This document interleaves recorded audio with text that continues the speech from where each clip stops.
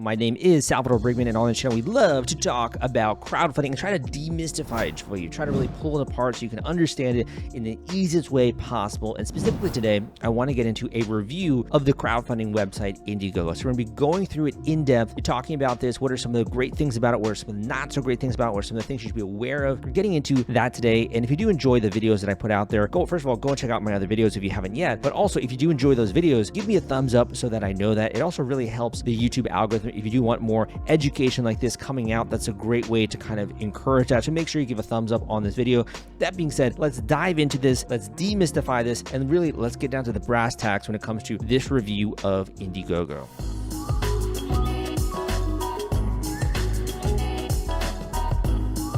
Okay, again, my name is Salvador Briggman. I've been in this crowdfunding industry since 2012, and I've covered Indiegogo a lot on my blog, crowdcrux.com, as well as on my podcast and also on this YouTube channel. Put out a lot of content about Indiegogo and also their competitor, Kickstarter. So I think I can talk a lot about the things that I think that you're going to want to care about when it comes to actually running a campaign on this or being aware of some of the different functionality here and some of the pros and cons. So let's get into this.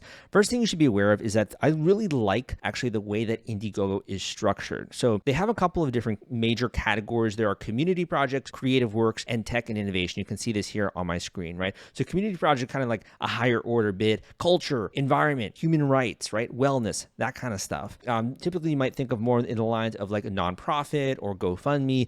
Back in the day, they actually had another platform called Generosity, which was actually their charity crowdfunding site, but they ended up closing that down. So they now have community projects. In addition, they have creative works. Creative works are kind of similar to what you might find on Kickstarter. So Kickstarter is one of their competitors. Creative works are very similar when it comes to, for example, novels, writing and publishing, photography, music, film, tabletop games, etc. A lot of creative works. And I would actually say they have a pretty strong comic book collection as well when it comes to the work on Indiegogo. The third category is tech and innovation. If anything, I would say that this actually is what stands out the most about their platform. Their tech and innovation projects that come out are killer, are awesome, and they also have a lot that are in demand, which I'll cover in just a second. So tech and innovation to me actually stands out on Indiegogo. There are many tech innovation projects as well on Kickstarter, specifically well-designed ones. However, I would say that if anything, tech and innovation is something that, and hardware, something that really stands out on Indiegogo, in my opinion. So again, this is kind of how they categorize the different projects.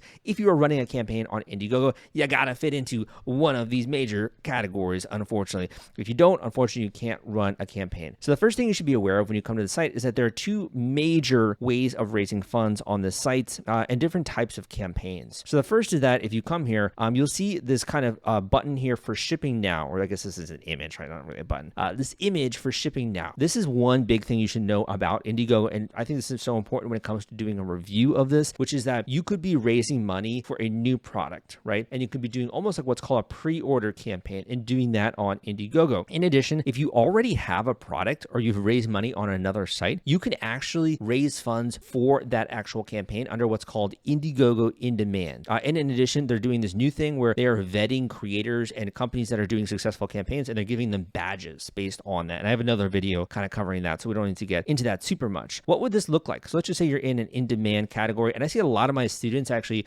doing campaigns on Kickstarter and then going into Indiegogo in demand, or running an Indiegogo campaign and then deciding to go into in demand. So I do think it's worth kind of covering it in this review. You might be doing a specific campaign. For example, these guys raised $48K from 262 backers on April 8th of 2022, and then they continued in Indiegogo in demand, and so far they've raised $479,000 from more than 2,000 backers. So they basically kept this open, and they just are continually raising money. So if you come here, the most important thing is that you will be aware of what actual stage someone is in by looking at this little icon icon collection here. So someone could be in the concept stage, which is really just an idea. Prototype, they actually have a working prototype of some kind. Production is that they're shipping this out, and they're in the manufacturing stage where they're getting ready to ship it out. Shipping is when it's like regularly being shipped, right? And you're going to expect this once you order it. So you can come here and you can look at this, and there's also estimated shipping dates you can see here, right? So if you want to, you could also run an in-demand campaign. So that's the first thing I want you to be aware of, which is that you can run two types of campaigns. One is you're going live with a concept or a prototype, or maybe you're getting very close to production, which is manufacturing stage. The other is going straight into Indiegogo in demand, where basically you're just shipping. So you run a campaign campaign, for example, on Indiegogo or on Kickstarter, then you're going into in-demand and you are continually shipping this product. And you might actually raise a heck of a lot more, as you can see here, going into in-demand where you're continuing to maintain that momentum. Now, one of the things I want to point out is that Indiegogo, I'd say one big benefit of it and doing this review is that they are very international. They tend to be much more loose in the way when it comes to their rules, the types of regulations that they have, a lot more countries as well historically that have been available to launch under. So if you ever have some sticking points with other platforms, I do think that Indiegogo is a great option for that reason. So you can go here, you can see what your residence country is, and then you choose which country your bank is in. You could raise money as a nonprofit or an individual, which I think is very important, or obviously as a business needing that EIN number to be able to be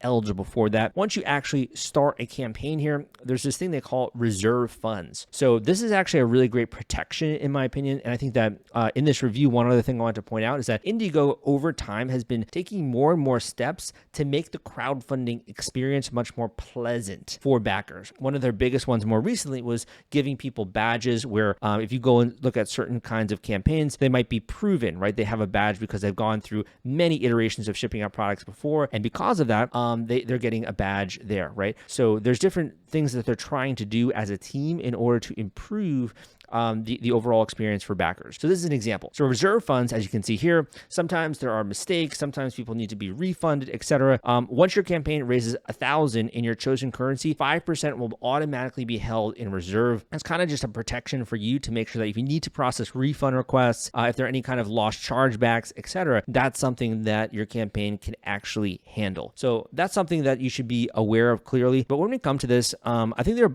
a bunch of different things that I want to point out here. So the first is that on the left-hand dashboard, and this is particularly obviously for creators, people out there that want to make a campaign. I'm going through this review. This is something that you should be aware of. There are different sections to a campaign. So there's pre-launch, right? There's the actual live campaign, and then there are resources, which you should be aware of. One of the things I talk about in my book, The Kickstarter Launch Formula, that I talk about on this channel, that I talk about on my podcast, that I talk about on my audiobooks, is that you got to do a pre-launch if you want to run an Indiegogo campaign or if you want to run a Kickstarter campaign. It's so freaking important. And that's kind of just like a coming soon page in a very easy way to think about it. So one of the nice things about Indiegogo is that they have a built-in pre-launch page. So if you come here and you click pre-launch, you can see page, right? And it brings up this little dashboard here where if you want to, you could create a pre-launch landing page. There's also some other functionality when it comes to A/B testing variants. And if you want to, then you could launch your campaign. What the heck does this look like? Basically, if you pull this up, you're going to have the ability to have titles,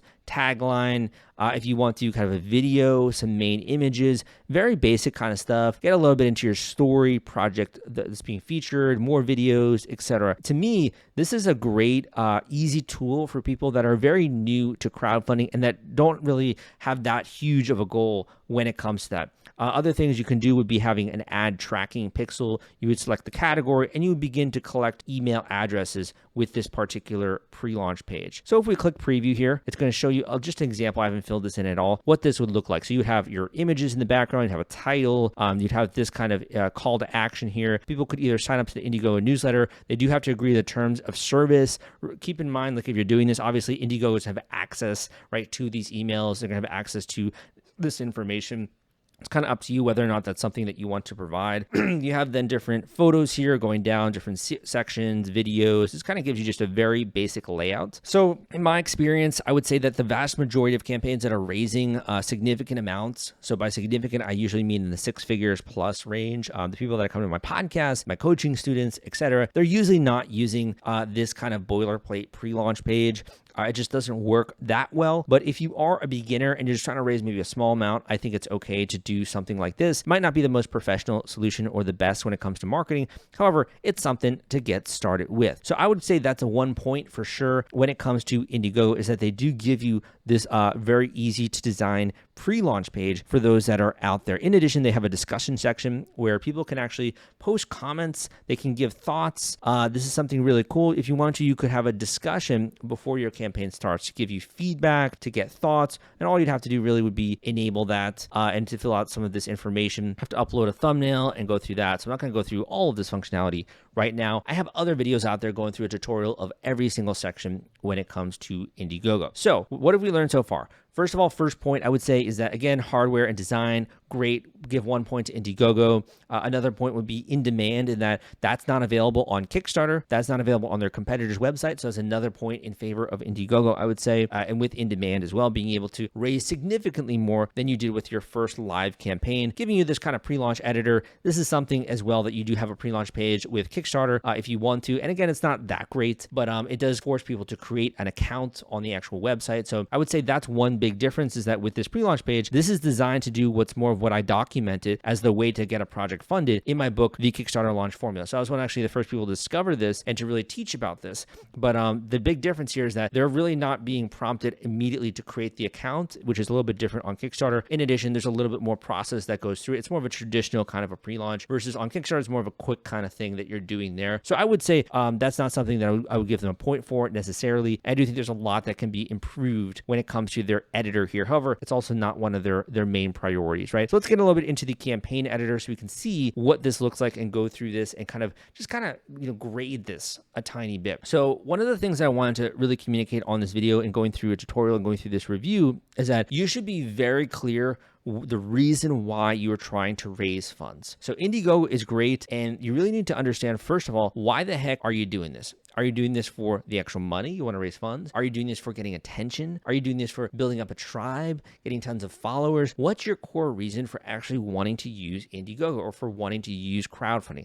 And that's going to be the easiest way to assess whether or not this meets your objectives, right? So while this is loading here, if you come here and you look at some of the other information on Indiegogo, you can get a sense of how other people are using the actual platform, looking at some of these success stories. You can also see this on my podcast, right? You can get an idea of what this looks like of other people that are successfully raising money on Indiegogo. So you want to be aware of, am I trying to do this just for the funding? Am I trying to do this for the pre-orders? I need to fulfill minimum order quantity. Am I doing this because I want to get more press and PR and attention? At the end of the day, why is it that you are raising funds on Indiegogo? So as this loads, so we got to the basics, right? So this is kind of just very boilerplate information, what you need to do in order to do a campaign, choosing your category, the tags, campaign duration. Most people are running a campaign for about 30 days. So I would say as compared to their competitor, it's very similar. There's maybe some small differences, but at the end of the day, you're going to get a lot of this functionality when it comes to that. So I wouldn't say necessarily that anything stands out in the basics section. One of the things when it comes to the content section, that's the biggest difference between this platform and Kickstarter, is that they require a YouTube or a Vimeo link in order to actually run the campaign and to embed your video. Now, personally, I'm actually going to give them a point against Indiegogo for this. And the reason why is that I think it's a little bit clunky. A lot of creators that are using YouTube as well don't realize that people could very easily just click on that YouTube link, get taken off the site of Indiegogo, go to YouTube, and then find themselves in some kind of a YouTube wormhole, which we all know, like, I don't know, watching conspiracy theory documentaries or watching funny cat videos, right? Or watching pugs do cute things, whatever kind of animal that you like. It's very easy to get distracted on YouTube. And honestly, I am so surprised, man, that you have stayed at this video at this point in time when there are so many things that are like crack cocaine out there on YouTube, right? And YouTube Reels. So I don't really like the fact that they use YouTube or Vimeo, but that's kind of their obviously choice from a technology standpoint. I would give them a point against that. What I do like is that they have some great information here when it comes to their story. However, I think that the biggest downside to their editor is that it is so freaking clunky. In working with campaign creators, it is always very frustrating. Editing the campaign, formatting it, etc. So it can be very clunky. You can go into the actual raw HTML and do some coding there if you want to, but most people don't even know how this works. If you are, you're one of the nerds in my audience. Congratulations, you understand what this is, right? But even so, and I understand a bit of HTML, CSS, etc. It's still not something I enjoy doing or that I look forward to doing is formatting this, right? So for you, I would say that the biggest thing here is to assemble. I wouldn't actually use this. I would use Google Documents because sometimes the editor can be finicky as well and it might overwrite some of your changes. I would use Google Docs and then kind of import it into the editor. In addition, you'll see a lot of different photos. So if you come back here, look here at this campaign. So you see here there's a 30-day money-back guarantee. You see this image, really cool looking image, shortcut to longevity and health. These are all images, right? This is not made with the Indiegogo editor. This is made with a graphic designer and probably also a crowdfunding agency or some kind of a help when it comes to crowdfunding. Could be a coach, whatever it is, to help them when it comes to structuring this. So if you were doing your own campaign, you would actually need to create your own images. And that would be another downside, I'd say, of most crowdfunding platforms aside from Indiegogo, which is that it doesn't give you an easy way to make these images, right? So I would say that that's a negative thing. I would honestly say that they could do a lot better work when it comes to their campaign creator editor here. And I do hope that in time that they improve this with time. I do like to have FAQs, very easy to add those. So I would say from a basics perspective, that's something that's pretty nice. Now I am going to give a bonus or a tip here in the side of Indiegogo. So I haven't created any perks here or any items, but one of the things that's really great about creating perks on Indiegogo that I really like is that you can have two different types of perks. You can have visible perks and hidden perks. Hidden perks are kind of like secret perks or things that people don't readily see on the site. So for example, coming back to our example here, people came here, right? They might see these different public perks. There might be one that we don't even know about that people are sharing, the creators, with an exclusive link, an exclusive discount of some kind. And they may be giving that to a very special crowd or something like that they've built up ahead of time. So I would say this is a major point in Indiegogo's kind of in direction, which is that you can have secret, aka visible or hidden perks. So something that's not necessarily there and it's hidden, and maybe even a special price or something like that. I also really like that there's this very quick, easy ability to have a percentage off the retail price. This is not available at the time I'm recording this video on Kickstarter, which is their biggest competitor, man. So they definitely have another point in their direction when it comes to functionality. I like that they also have the ability to have an image on the perk, which again is not available with their competitor, which is Kickstarter. So again, another point in the direction of Indiegogo. So what would an image look like? Like coming back here, there's an image here on this particular perk. And I do find personally, in my own understanding, in my own research, in my own working with many different students over the years, this actually does lead to higher conversions on a page. So I do think that this is very useful, and I wish that their competitor would as well, incorporate that into there. You can have estimated delivery dates, limited quantity. That's pretty standard. So I wouldn't say there's anything special about that. And also, obviously indicating shipping. So I would say that if anything, their user interface from a public perspective is a little bit nicer than some of those other alternatives, but that's also something that's kind of dependent on you and how much you care about that. Want to take all the stress out of fulfilling your Kickstarter rewards? Fulfillrite is the turnkey solution that puts product delivery on autopilot. The Top Campaigns uses trusted high-tech provider to store, package, and ship their products. Focus on growing your business. Leave shipping to the experts. Don't wait. Get a custom quote from Fulfillrite today. Link in the description. So let's kind of continue here. So going into team. So when we talk about team is really the people that are working on this particular project. So go through legal names, supporting email addresses, campaign team, and the different roles that are available there. This is very standard. I wouldn't say there's anything very special about this. What I do think is special is we'll get into the next year, which is the funding section. So this is very special. And I think that this could be a pro or a con, depending on how you look at it. There's two types of funding on Indiegogo. There's flexible funding and there's fixed funding, right? I think those are the worst ways to actually name this, just to be honest. Please don't tell the Indiegogo team this, but it's the worst names for these different types of ways of raising money. So flexible funding just means that basically you can keep what you raise. And I don't know why they just don't name it keep what you raise. I think it makes it so much easier just to say that, right? But they're using big fancy words. So flexible funding is, for example, let's just say you have a $10,000 goal. You only raise $5,000 over the course of 30 days. You can actually keep those funds and they will be deposited into your bank account at the end of those 30 days. Fixed funding is what's all or nothing. And why do they not call it all or nothing? Got no idea, right? No idea why they don't call it that. So all or nothing, basically that means you have a $10,000 goal. You end up having to then raise at least $10,000. You're able to have those funds be deposited into your bank account. If you only raise $5,000, all of those funds will be refunded to your backers and you won't be able to keep the funds which you've raised. Now, I have another video out there explaining the differences between this and kind of why you'd want to do one over the other. So the suffice it to say, starting to stay in the more of the category of this video, I would say that this is a big leg up on their competitor because their competitor doesn't allow this. However, from a functionality standpoint, it is a leg up. However, it's led to lots of issues over the years because what if you have a goal where you need to really raise like 100K and you only raise 50K? Well, then all of a sudden you do get those funds, but you can't make good on your project. So it actually can be a bad experience for your backers if you can't deliver on the promises which you have. So this can also be a very negative thing okay, and something to be aware of. Very other basic stuff, banking information, billing statement, all this kind of stuff, fund receipt verification. Like this is kind of basic stuff. I do like that they're having more verification over the years. This is something that I think is going to really just help the industry. So the more that we can do that, the more we're going to have much better actors and not any bad players, right, when it comes to this. Another thing here when it comes to this is being aware that you can have Google Analytics installed, Google ad tracking. So one major thing that I'm going to give another bonus to Indiegogo, another point to Indiegogo, is that, and if you're keeping track of this, you can leave a comment down below, right? One of the big things is that they have Facebook ad tracking, and their competitor actually does not allow this on their platform. So that's a major point in the direction of Indiegogo. Other things you can do a video gallery, image gallery, which I really like. I would say that having marketing images and Facebook share images, not necessarily something that's major that I would give them a point for. They do have a campaign share draft link that's very similar to their competitor and other sites as well. So nothing too special there. If anything, it would be the Facebook pixel, which I mentioned earlier. Getting into the settings, this is kind of where the magic happened when it comes to in demand. So again, this is really where you can raise more according to them. And this is obviously very specific based on campaign, but on-demand, in-demand platform campaigns raise on average 123% more funds than their initial funding phase. I've had creators that I work with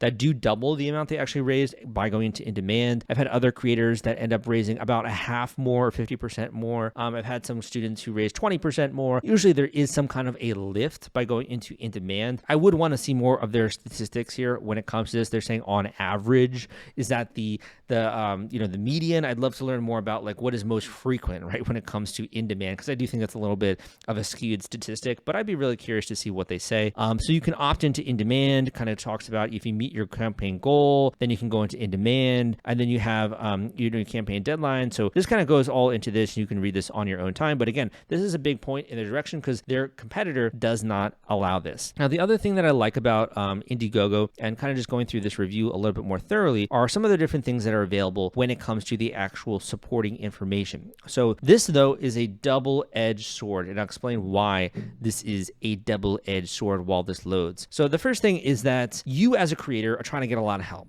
right? And sometimes you just don't know what you don't know. But at the same time, these platforms have not always done a great job of explaining things. And also they leave out things. And sometimes they do kind of say like, look at this, 123% more on average. Is that true? Is that not? Right? There's a lot to be said of that they have, in my opinion, a reason to kind of slant certain messaging in certain way. And as well getting you to use, for example, their pre-launch page when maybe it's not the best pre-launch page necessarily, right? So there's a lot of reasons why they have to actually divert your attention to these different things. So just view it with a little bit of a grain of salt. The best things in life, my friend, are viewed with a grain of salt, right? Just view it with a grain of salt. So first thing they have are expert directory, which you can look more into if you want to. I had actually experiences though with students who have said that some of these service providers actually weren't that great for them specifically. I don't want to name names and get into that, but just something to be aware of. You should really do your own homework and learn more about this and really think about, are these people that you want to partner with? Are these people when it comes to that are easy to work with? Is this someone that you actually want to use when it comes to your particular campaign? Sometimes referrals are only as good as the quality of referral which you are getting, if you know what I mean. In addition, they have an education center. However, at the same time, guys, I would not be in existence if their education center was, very, very high quality. And I'm kind of, obviously, I guess jabbing at them a tiny bit. But yeah, I mean, the reason why I exist as a voice, an influencer in this industry is because the education is not that great. Let's be honest, right? So I try to make it much more easy, much mumbo jumbo, much less big words, that kind of stuff. And sometimes actually the stuff that they're teaching is good for some categories, but not good for other ones. So it's important for you to really be aware of that. I do think that some of these, when it comes to like managing backer expectations and thinking a little bit about that, this can be very useful for you. But also at the same time, some of this is a little bit more like high level, very kind of sparse information. Like if I was going to go through more, for example, managing backer expectations, communication, like everyone knows you should be communicating, but really how do you actually go about doing the communication, right? How should you be setting those expectations? Is it related to the functionality? Is it related to the design? Is it related to the shipping and the logistics? There needs to be, in my opinion, more in-depth information. Responsiveness, okay? You're responding to your comments. I think that's also really important. Transparency is always really good, but how do you be transparent, right? So that's why I started my podcast, Crowdfunding Demystified, is to get other people's perspectives on this, not just my own. I'm not here to like talk from a soapbox and, just explain things to you. I really want you to have the best access to education as you can, which is why I have my podcast, where I bring on people who are raising money every single week that are, when it comes to Indiegogo, when it comes to Kickstarter, and they'll tell you, this is how I went about being transparent. This is my perspective on transparency. This is how I made people feel like I was a trusted creator or inventor. This is the way in which I did it. This was the technique. This is the strategy. This is how I implemented it. And it caused the result of feeling like what I was doing was being very transparent. So this is, I think, a great, easy place to start. However, like I said, I think that you're going to be a little bit unhappy in some ways when it comes to the depth of information there. The other thing, if you come here, you can also look at some of the new stuff that they're doing. They now have a new partnership through Start Engine, which is with equity crowdfunding, which I'll talk about in another video. So overall, looking at their projects, looking at their different campaigns, I want to give you just an overall sense, first of all, of what my review is of Indiegogo, some of the stuff that I didn't point out here, and then we'll kind of talk about that and kind of button up this review. So the first thing that I want to talk about is what I love about Indiegogo are the following. The functionality that I pointed out, the differences in functionality. Those are some of the things that I really, really like. Also, I really like the way that they have a very strong technology, gadget, and gizmo category. I like the way that they're encouraging crowdfunding and having better practices. I like the way that they are involving creators on a longer term basis, and they're having them doing multiple kinds of rounds when it comes to crowdfunding and having badges, right? Indiegogo Trust Proven program, right? These are easy things that they are doing in order to improve the overall industry. Other things that I like is they're really promoting that people discover these campaigns. So like cool and clever finds, team favorites, right? Spend under $100, shipping now. They're very commercial, in my opinion, and they're really trying to view it in that sense. And they're also partnering with many other bigger companies. They're far more likely to barter a deal with you. They're a little bit more of, I'd say, of a commercial team. And that's really at the end of the day what it's about. It's the team of Indiegogo versus the team of Kickstarter or other, alternative sites that are out there. I think that the Indiegogo team is very commercial. They're very thinking in that way. They're very enterprising. I think that they have a very strong focus on that and really building out as much functionality to be able to be the best platform that is out there. So those are some of the things that I really like. And like I said as well about some of the other points already. Some of the stuff that I'm not so happy about. So what I'm not so happy about when it comes to Indiegogo is, like I mentioned, first of all, their freaking editor, right? In order to actually create a campaign, it is so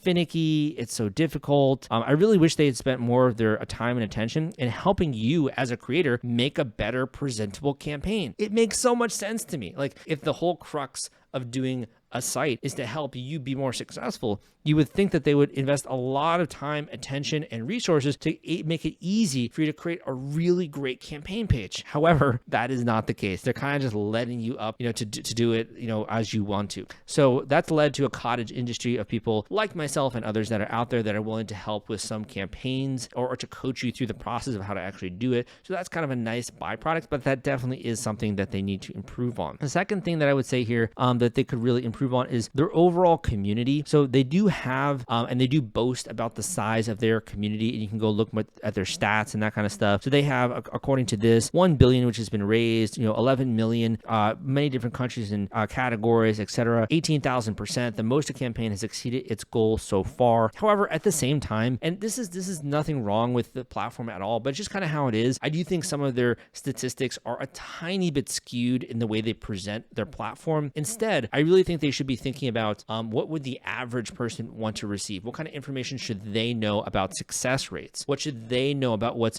likely for them to exceed when it comes to their goal? So that's one thing that I would say is a little bit of a negative. And in addition, with Indiegogo, being aware that when you're doing one of these campaigns and you're trying to raise money, etc., and that's great, I think the size of the community does play a factor. And let's be honest, their competitor does have a larger community, and for a long time, I think that Indiegogo was kind of as well taking in demand in the funds that were raised there and just kind of lumping that as another Indiegogo campaign. I'm not, accusing them of anything or anything like that there, but I do think that's something that skews the data as well. So there should be, segmentation of that, because a lot of campaigns come from Kickstarter and then they actually go on Indiegogo, right? So something to be aware of there, which is, sometimes when you're seeing these different projects, be aware of where these campaigns are coming from. Where did they start? Did they start on Indiegogo? Did they start on another platform and and enter in demand. That's another drawback. I think just making that a little bit easier to identify would be useful for the other creators in the industry. The last and the final thing that I want to mention on this video when it comes to this review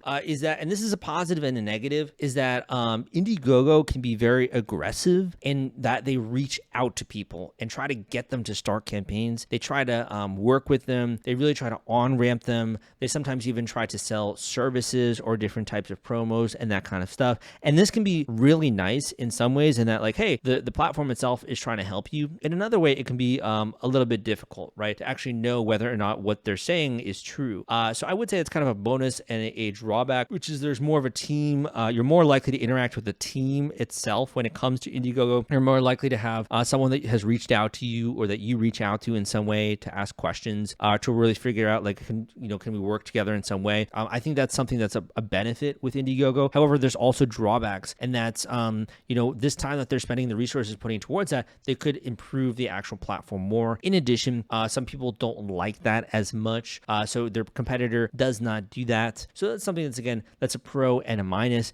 Overall, what I would say about Indiegogo is that I do think that in the next 5 to 10 years, they are primed to do really well with their platform based on the new changes, based on the new stuff they're trying to do, and hopefully continuing to improve the crowdfunding industry. At the end of the day, we are all on the same team, which is trying to help more creators bring new products into the world, helping those products impact lives around the world, helping people receive new innovations, new projects, getting you guys funding as well. So we are all on the same team. This would kind of wrap up my review when it comes to Indiegogo. If you want to learn more about them, you can go and check out some of the other dashboard style videos that I got out there. In addition, I have a great free course which applies to both Kickstarter and Indiegogo, which I will link up down below if you want to learn how to actually launch one of these campaigns yourself. And lastly, go and check out some of the other videos I got out there. Give me a thumbs up if you like this video. Come subscribe for this content, this YouTube channel for more content just like this. My name is Salvador Briggman, and I will see you next time.